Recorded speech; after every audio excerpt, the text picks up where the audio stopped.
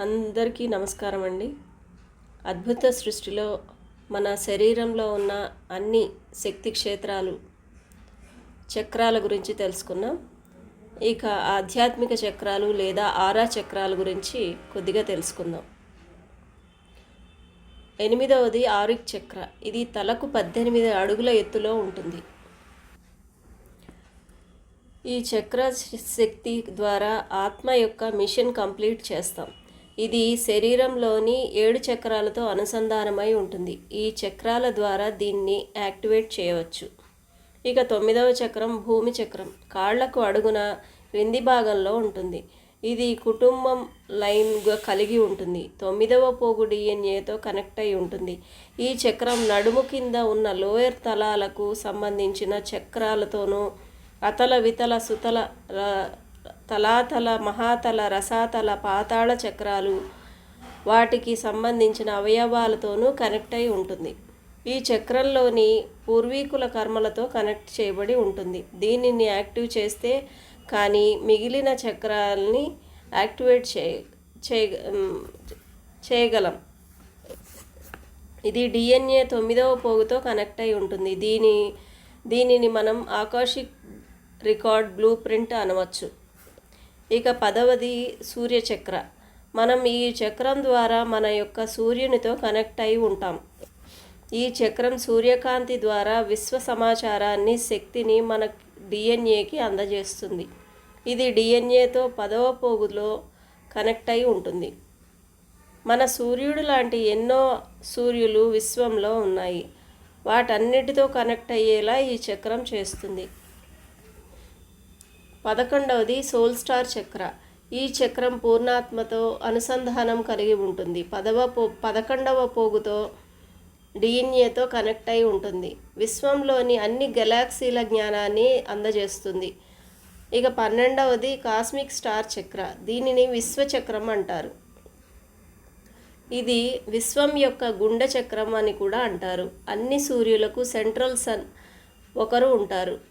వాటితో మనకి కనెక్ట్ చేస్తుంది. ఈ చక్రం డిఎన్ఏలోని 12వ పోగుతో కనెక్ట్ అయి ఉంటుంది. విశ్వం యొక్క మూల చైతన్యం యొక్క సమాచారం ఎప్పటికప్పుడు మన డిఎన్ఏలోకి అందిస్తుంది. ఈ విధంగా మనం కూడా ప్రకాశించేలా చేస్తుంది. ఈ 12 చక్రాలు, 12 ప్రోగులు, 12 లోకాలతో, 12 సంభావ్యతలతో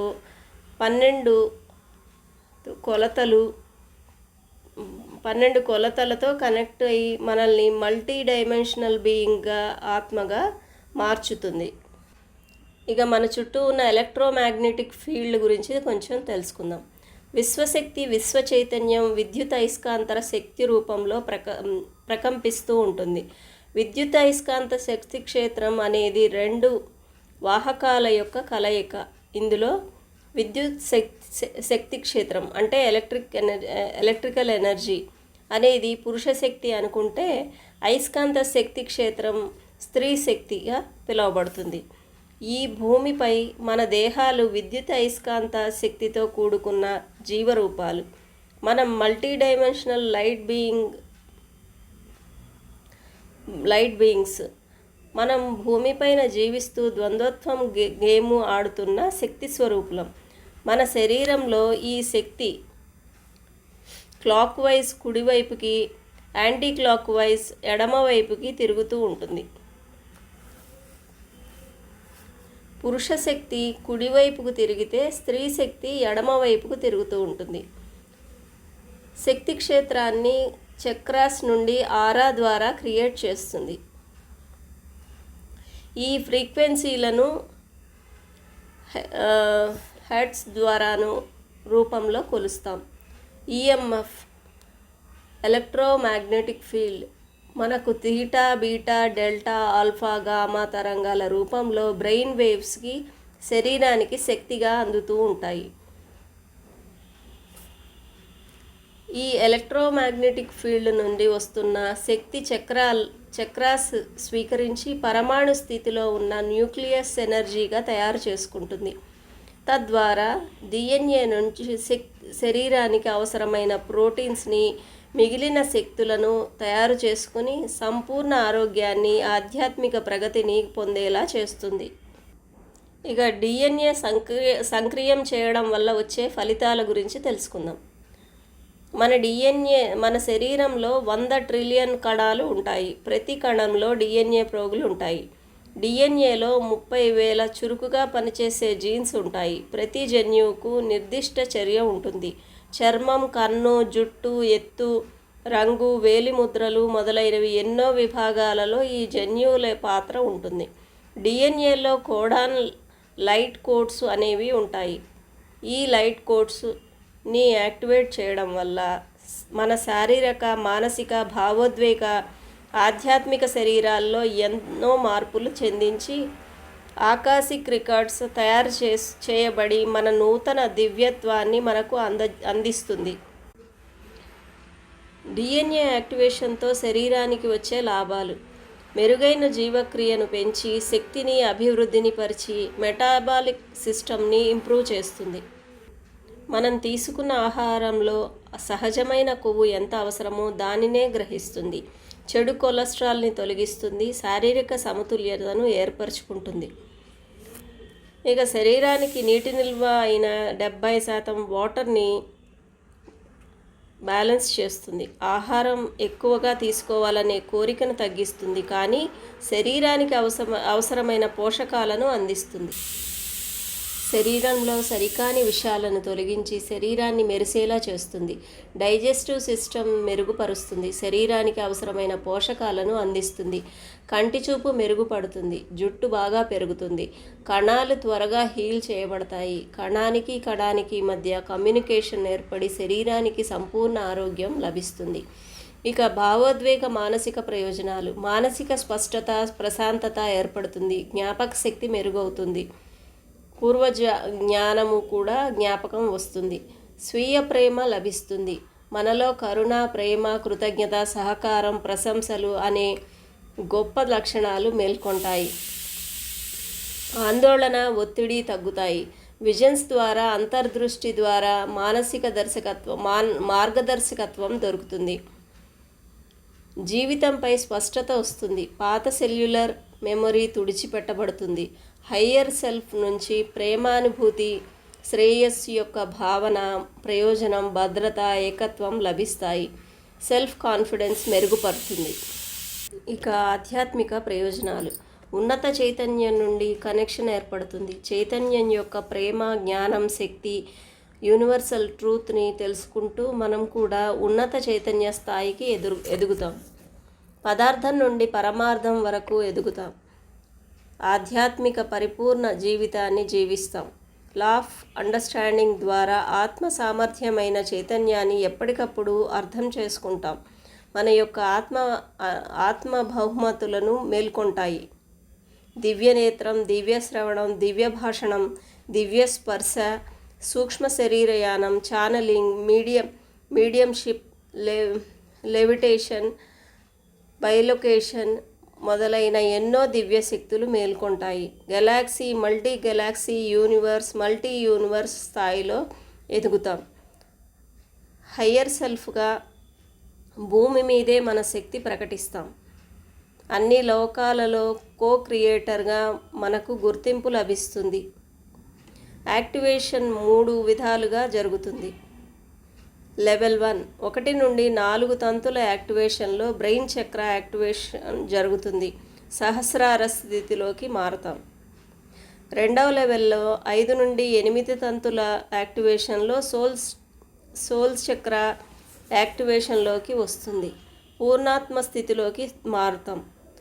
3వ లెవెల్లో 9 నుండి 12 తంతుల యాక్టివేషన్లో హయ్యర్ కాన్ఫిడెన్స్తో కనెక్టివిటీ ఏర్పడుతుంది. సుప్రీం సోల్, మూల చైతన్యంలోకి మారుతాం. ఇక 12 డిఎన్ఏ 12 పోగులు, 12 లేయర్స్ గురించి తెలుసుకుందాం. 1వ స్ట్రాండ్: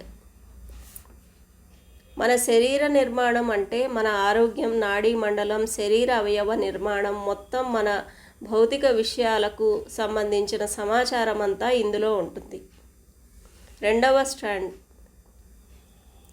దీని మన ఎమోషనల్ లేయర్ అంటారు. ధర్మం అధర్మం, చీకటి వెలుగు, జ్ఞానం అజ్ఞానం అనే విషయాలు వివేచనకు ప్రాతినిధ్యం వహిస్తుంది.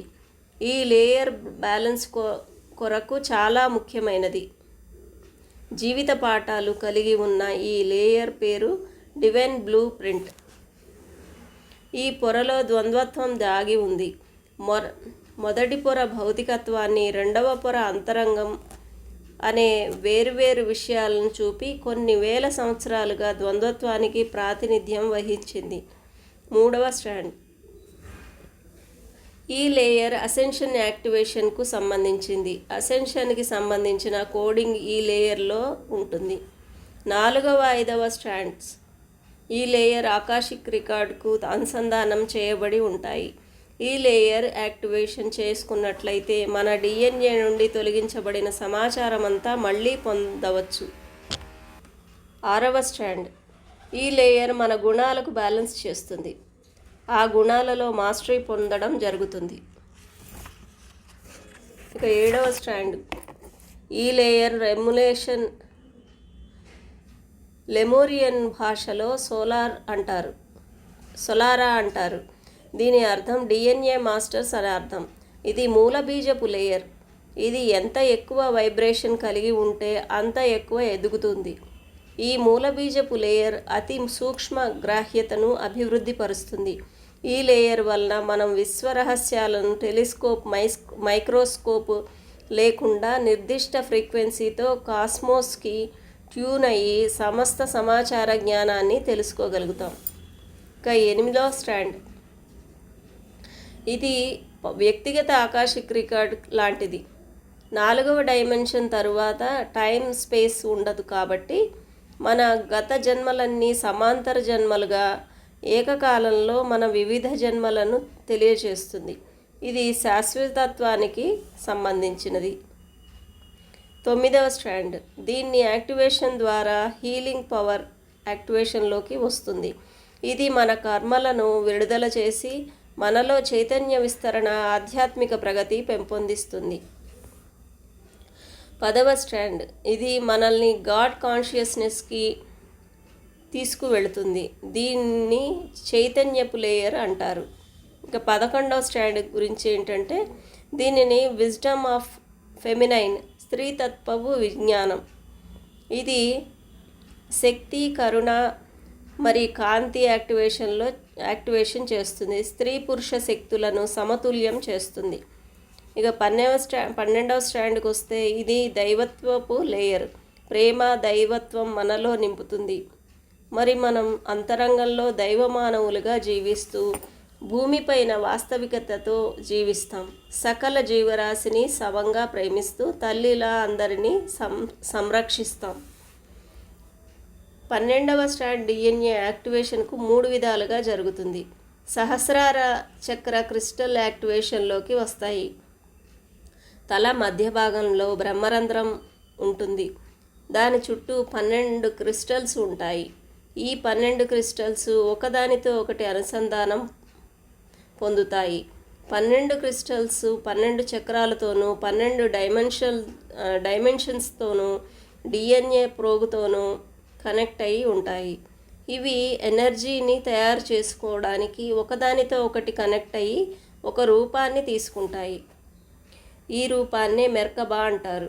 దీనిని యూనివర్సల్ యాంటినా అంటారు. మన సూక్ష్మ శరీరం మెర్కబా షేప్ తీసుకుని డైమెన్షన్ టు డైమెన్షన్ ప్రయాణం చేస్తుంది. ఈ మెర్కబా వలన ఔటర్ బాడీ అనుభవాలు వస్తాయి. హయ్యర్ డైమెన్షనల్ మెసేజెస్ అన్నీ రిసీవ్ చేసుకోగలుగుతుంది. మన తలలో పీనియల్, పిట్యూటరీ గ్రంథులతో పాటు హైపోథలామస్ గ్రంథి కూడా ఉంటుంది. ఈ 3 గ్రంథులు యాక్టివేషన్లోకి వస్తాయి. ఈ హైపోథలామస్ గ్రంథిని యూనివర్సల్ ట్రాన్స్లేటర్ అంటారు. ఉన్నత లోకాల సమాచారాన్ని మరి జ్ఞానాన్ని ఇది ట్రాన్స్లేట్ చేస్తుంది. ఉన్నత లోక సమాచారం కాంతి భాషలో ఉంటుంది. ఇక డిఎన్ఏ యాక్టివేషన్కి అడ్డుపడే అంశాలు ఏమిటంటే 1 కర్మ సిద్ధాంతం, డెత్ సీల్స్ ఒకటి, ఇంప్లాంట్స్, చక్రాస్ సీల్స్ ఇవన్నీ కూడా మన యాక్టివేషన్కి డిఎన్ఏ యాక్టివేషన్కి అడ్డుపడే అంశాలు. Thank you masters. మీకు ఎంతవరకు అర్థమైందో కామెంట్స్ రూపంలో తెలియచేయండి. Thank you so much.